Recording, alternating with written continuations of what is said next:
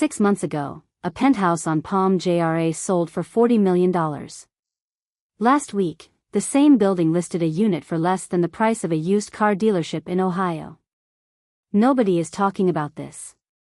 And the people who know the truth, they're already gone. Dubai, the city that built the impossible, the city that literally created land out of the ocean, the city that promised the world it had cracked the code on infinite wealth. But right now, behind the glass towers and the gold-plated lobbies, something is breaking. Something that the billionaires, the influencers, and the government PR machine do not want you to see. Luxury mansions sitting empty. Price tags slashed by 60, 70, sometimes 80%. And the buyers, they're not showing up. So, what actually happened? How does the most hyped real estate market on the planet go from untouchable to desperate in under a year? And more importantly, is this just Dubai? Or is this the beginning of something much, much bigger? Stay with me because what I'm about to show you will change how you see every luxury market on Earth. To understand the crash, you have to understand the dream. And nobody sold the dream harder than Dubai. In 1990, Dubai's GDP was roughly $7 billion. By 2023, it had crossed $110 billion. That is a 1,400% increase in 3 decades. Not in Silicon Valley, not in New York, in the middle of a desert. The city built the Burj Khalifa, the tallest building in human history. In just 6 years, it constructed the Palm JRA, an artificial island shaped like a palm tree visible from space purely as a real estate flex. It built an indoor ski slope inside a mall in a place where outdoor temperatures hit 115 degrees Fahrenheit. By 2021, Dubai was being called the new Monaco. No income tax, no capital gains tax, strong legal protections for foreign investors, and a government that seemed to move at the speed of ambition rather than bureaucracy. The numbers backed the hype. In 2022, Dubai recorded over 86,000 real estate transactions, the highest in its entire history. Palm JRA villa prices jumped 100% in a single year. 100% Mr. Properties, Dubai's largest developer, posted record profits. International buyers were flying in from Russia, China, India, Europe, and America with briefcases and wire transfers, buying properties off-plan before a single brick had been laid. The narrative was crystal clear. Dubai real estate only goes up. It was sold as the safest bet on the planet. Forbes called it the world's most resilient property market. Instagram was flooded with influencers standing on rooftop infinity pools telling their followers that Dubai was the future. Celebrities, hedge fund managers, crypto billionaires, they all planted their flags here. At its peak, a villa on Jumeirah Bay Island was listing for $82 million. Not renting, listing, for sale. And it sold. This was the mountaintop, the pinnacle of a city that had convinced world it was immune to gravity. That was then. Here's where the story cracks open. In late 2023, the Financial Action Task Force, the global financial crime watchdog, placed the UAE on its grey list. This was a seismic event that most Western media completely buried under celebrity, gossip, and political noise. What does a grey list mean? It means international banks are now legally required to apply enhanced scrutiny to every transaction involving Dubai, every wire transfer, every property purchase, every business deal. Suddenly, the frictionless financial paradise had friction, a lot of it. Then came the second hit. In early 2024, the United States Treasury Department issued new guidance targeting what they called luxury real estate money laundering corridors. Dubai was named explicitly. American banks began refusing to process certain UAE-linked transactions. European compliance departments followed within weeks. The dark money.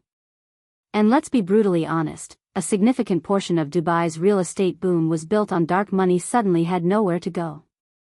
Russian oligarchs who had parked billions in Palm villas after 2022 sanctions started receiving letters from Dubai banks asking uncomfortable questions about the source of funds. Some accounts were frozen. Some owners quietly listed their properties. Quietly, urgently, and at deep discounts. Then the crypto market collapsed. Between 2021 and 2022, an estimated 30 to 40% of Dubai's ultra-luxury property purchases were funded by cryptocurrency profits. When Bitcoin crashed from $69,000 to $16,000, an entire class of buyers evaporated overnight. Not slowed down, gone. And then there was the supply crisis that nobody saw coming. Or rather, everybody saw it and nobody wanted to say it out loud. Here is what the brochures never told you. Between 2020 and 2024, Dubai issued building permits for over 300,000 new residential units. 300,000, in a city of approximately 3.5 million people, most of whom are low to middle income migrant workers who will never own property there. Let that sink in. The city that sold scarcity as a feature was secretly drowning in supply. As of mid-2024, there were over 45,000 completed luxury units sitting empty across Dubai. Not under construction, completed, finished, standing, dark, no lights on at night, no residents, just glass and steel and silence. The developer model in Dubai works like this. A developer launches a project, collects 10 to 20% deposits from hundreds of off-plan buyers, uses that cash to fund construction, then sells the remaining units to recoup profits. It is a model that works brilliantly in a rising market. In a flat or falling market, it is a Ponzi structure waiting to collapse. Several mid-tier developers in 2024 quietly stopped construction on projects that had already taken buyer deposits. When buyers asked for updates, they got legal letters instead. Dubai's Real Estate Regulatory Authority (RIA) received a 340% spike in dispute filings between 2023 and 2024. That statistic was published in a local UAE financial report and then quickly became very difficult to find online. But here is where the iceberg goes deepest. The rental market. Dubai sold itself as a place where you could buy a luxury villa and rent it out for 8 to 12% annual yields.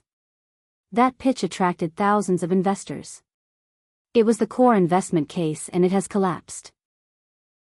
Average luxury rental yields in Dubai dropped from a peak of 9.2% in 2022 to approximately 4.1% by late 2024. That is a 55% decline in rental income in 2 years. Why? Because supply exploded while demand softened. The same remote work migration wave that flooded Dubai with wealthy digital nomads between 2020 and 2022 reversed as companies demanded office returns.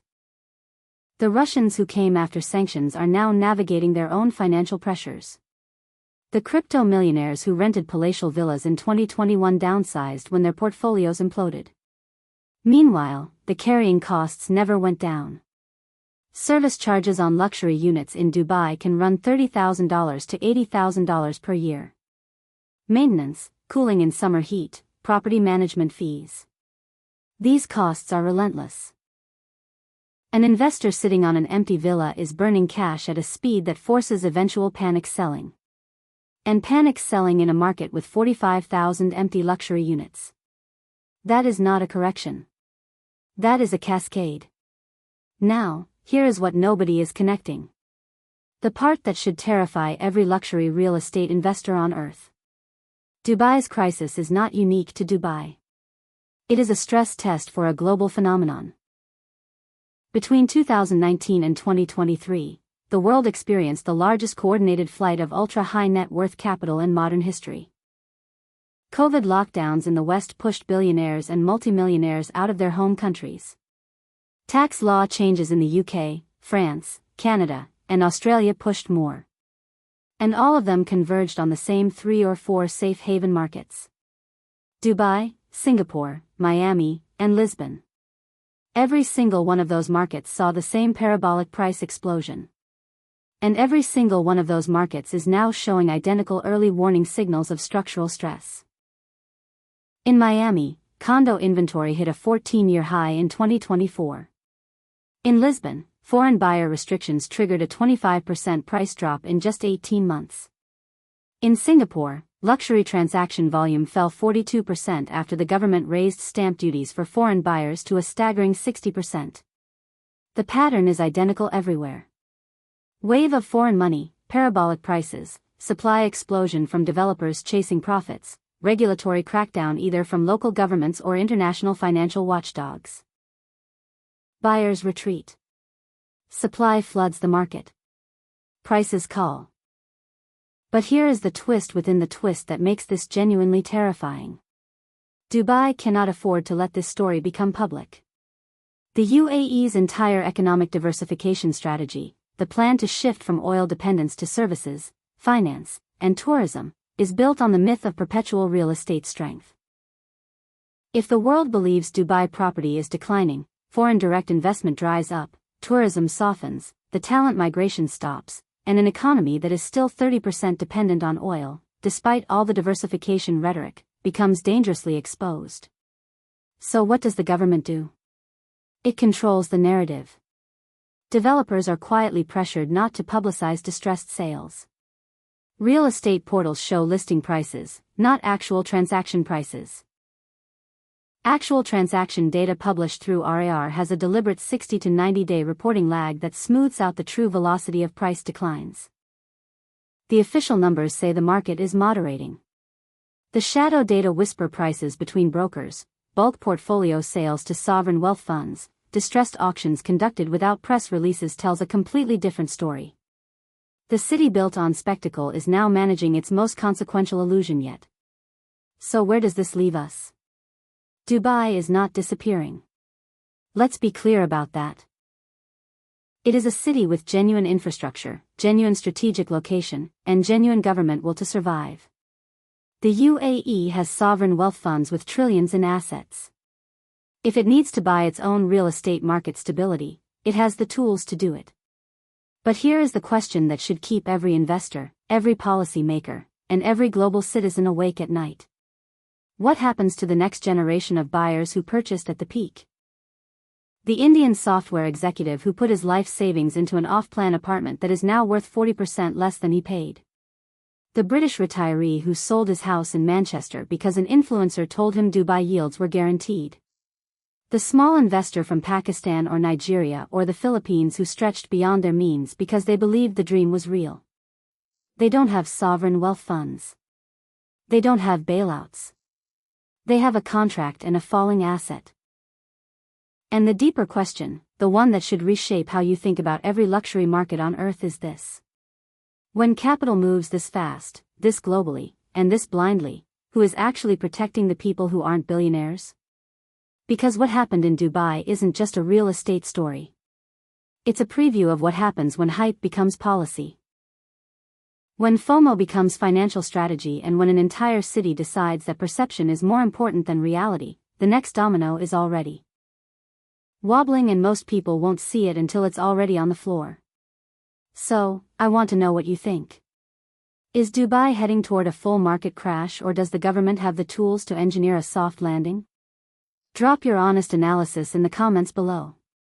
I read every single one.